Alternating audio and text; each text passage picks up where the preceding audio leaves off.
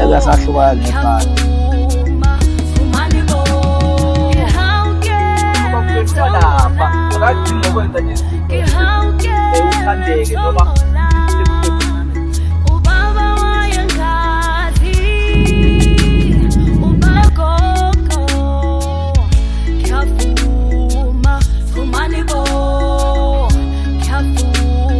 saphinda futhi sahlangana babukele emakhaya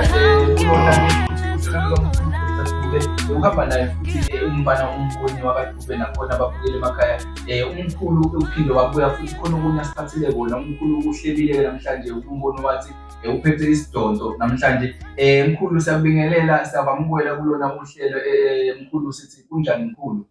Yebo sanibonani balaleli. Yebo mkhulu siyaphila. Hayi yaphileka ngakithi mkhulu. Ngijaye ngibikele umphakathi wase Cape Town ukuthi ngizofika eCape Town ngomhla ka-25 ngoLwesibili. Ngiphinde ngibikele umphakathi waseGoli ukuthi nakhona ngizobe ngikhona ngomhla ka-25 March. Nakhona ngizoqala eGoli eCape Town ngize ngophuma eGoli. Yebo. Ya. Hayi-ke ngiphathele kona-ke namhlanje naye ngiphathele isidonso. Esidonsa abantu kakhulu. Yebo. Uma usebenza ngalesi sidonso-ke sifuna inhloko yesikabhu. Yebo. Inhloko nje kuphela. Mina nginalo muthi wami-ke wey'mpuphu. Omkhulu. Ya uzofaka futhi imali engango-200 rand ozoyifaka. Ngibingelele-ke babukeli emakhaya. Sawuyenalo umthombiso umfana wekhehla. eCrayfontein eCape Town ngamakoti erenki. Ngisakhona ikhehla esangishiyile imbiza isakhona. Imbiza ikhona, ikhombo ikhona, siyakhotha siyaphuza. Ya isakhona yochatha umseshi ukhona. Ikhona amadoda nizama ukusondela zinsizwa nisondele sizohlebana. Sisabageza njalo abantu usenzeka nje konke. So ngikhona amakoti sakhona eCrayfontein ngamakoti erenki. Yena umfana wekhehla nizama ukuthi ningifonele inamba yami ithi 069 979 0392. Ngiphinde 069 979 0392 eCape Town Crayfontein kamakoti. Ingakhohlwa sakhona izinto Ifaka kusona lesikabhu. Yebo.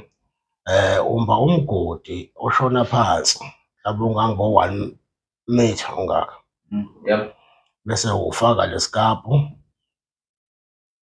bese ufaka le mali, Yebo. ufake lo muthi futhi, bese uyakhuluma-ke uthi lana ngiyadayisa noma lana ngifuna amakholwa angene ngoba sihle kakhulu kubantu abasuke bedayisa abanezitolo. Yebo. Nabafundisi abasuke benezinto zamasonto. Yebo. Leyo nto futhi iyabalungela bayigqibe phansi. Laba nesigodlo abasebenzele ekhaya. Yebo. Bagqibe leyo nto phansi iyadonsa kakhulu. Ya ngesikhathi-ke uyigqibele phansi ngesikhathi ingabola ithi nje ingabola ibe nempethu ukuphithiza impethu. Ileyo sikhathi-ke eqala ngaso ukusebenza. Qala umshubo-ke lapho mkhulu. Soqala umshubo-ke lapho sokuyasetshenziswa-ke kuphithiza la kuphithiza konke abantu sebeyaqala ukuphithiza. Yebo. Siyadonsa kakhulu lesidonso lesi sinamandla. Yebo. Hhayi bandla asinayo ingozi into nje osuke uyigqibele okuyona nje edonsa nje abantu. Yebo mkhulu. Futhi akusasifune inhlanga sokugcaba ugqiba le nto nje kuphela. Yebo mkhulu. Mese ngiphatha esinye futhi okuyisidonso siyagquma lesi-ke siyaphalaza siyageza. Yebo. Futhi la osebenzela khona ungakwazi ukukolobha. Siyavumelana futhi nabelungu uma usebenza kubelungu. Nabelungu yebo mkhulu. Kwenza ukuthi uthandeke. Uma futhi uyinduna ey'nsizwa noma uyinduna emsebenzini uma ugquma ngaso nje kubanga ukuthi uzwakale into oyishoyo akekho umuntu okuphikisayo.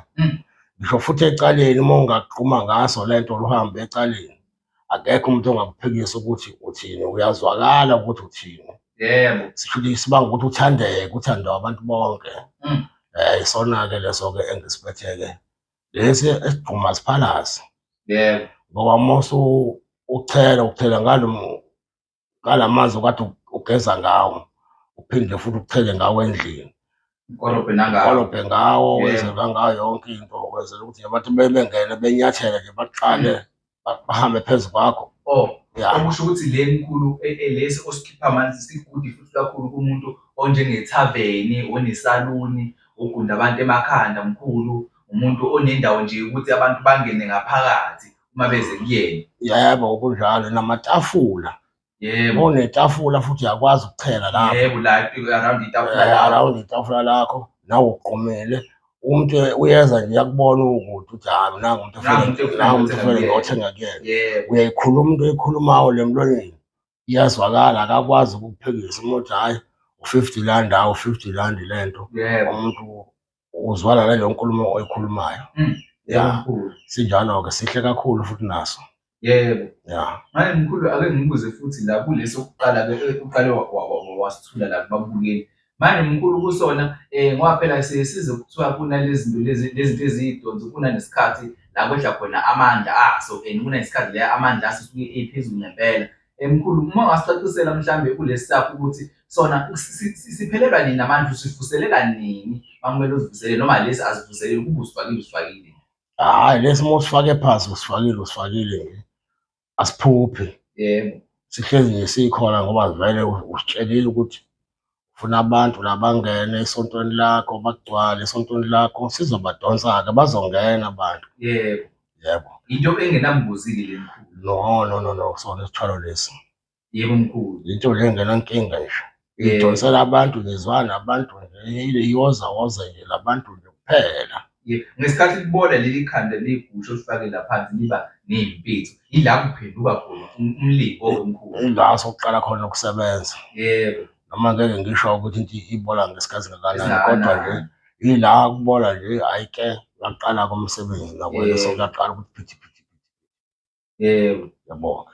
Hayi mkhulu kuyezwakala. Siyathemba nababukeli emakhaya ukuthi ngoba phela mkhulu bakhona ababukeli abazothi bona mkhulu abayithandi izinto ezidala ukuthi bangalali ebusuku, ezizobulala imindeni, ezizobulala imizi yabo mkhulu, ezogcina zithatha abazali ney'ngane zabo ney'hlobo nabafazi yonke lento mkhulu. Bafuna nje into ezodonsa nje kuphela mkhulu. Ngiyacabanga ukuthi into enjenganalena sebephendulekile abantu bukele emakhaya abafuna ukwazi ukuthi uNkulunkulu unayo into ekungayona into esiqinile eyisiphakamo nje eyokudonsa nje kuphela. Leli mkhulu lelo phuzane lesidonsa mkhulu, ngicela ukuthi sibatshene ababukeli emakhaya ukuthi siyimalini mkhulu ukuze bezosundela sebazi abanye mhlawumbe ukuthi siyinto engana, ngoba baningi kakhulu mkhulu ababuzayo ukuthi ikhona yini into elalisayo ukuthi bengenabo ubungozi abafuna ukwazi mkhulu. Usubatshena nje mkhulu ukuthi abakuphathele into engakanani ukuze bezofika begijima sebazi ukuthi bazokwenza nabasabuzi lutho-ke manje mkhulu kuwena, sebeza nje straight la ekhaya kaDuma. Ya kona angithandisisi kahle hle ukuthi utshela abantu ukuthi imalini. Yebo. Kodwa wonakho sowushilo, sowubuzile. Ake ngisho nje u-6,000 kulesi segusha. Enkulu. Bese kuthi lesi sokugquma-ke u-R2,500. Yebo. Yazi noma ngabe ngibatshelile kanjani boqala phansi babuze. Kunjalo nje mkhulu. Kodwa bayezwa umkhulu ukuthi nje akuhlukene amaxabiso nje azo mkhulu. Namagalelo futhi akafani, bayakwazi. Akefani, nangokwakhiwa kwento futhi isuke ingafani. Nemisebenzi yabo futhi ayifani. Yebo. Ofuna ukuthi xaxa nawe uzofaka ukuthi xaxa. Uma ufuna ukukhuphula lapho ukhuphuka-ke futhi. Yebo. Yabonga. Hayi babukele emakhaya niyazwela-ke futhi ukuthi sibuyile sinomkhulu, asayi ndawo-ke futhi-ke manje ngisathemba ukuthi sizohlezi sikhona. Nina okwenu ukuthi nenze into yokulungiswa, nicofoze nje usubscribe button, awudli imali yakho, awudli i-airtime yakho, kumahhala nje, kodwa ukusiza ngokuthi wena mbukeli uma ukuthi mhlawumbe ubhizi la ukhona awunakile, itshele ifoni yakho ukuthi hayi bo, nalo uhlelo lukamkhulu ngale lifaka enye ividiyo futhi uma uzowubuka ungasali usalele emumva, ube umva kwezinye nawe. So kuzokusiza ukuthi ucofoze u-like no-subscribe button lapho ukuze ukwazi ukuthi uma sisifake ividiyo sesiyifakile, nina-ke okwenu babukeli ukuthi nibize nabanye phela la ekhaya sisawandisa umndeni. Asifuni ukuthi kube yithina kuphela sinomkhulu nani, asiqhubeke sibe baningi babukeli bakhaya, nitshene nabanye ukuze kuzosizwana kuye phambili. Mkhulu, ake sibonge-ke manje siphume manje sibabukele emakhaya. Hhayi, asibonge balaleli. Ngiyabonga mkhulu.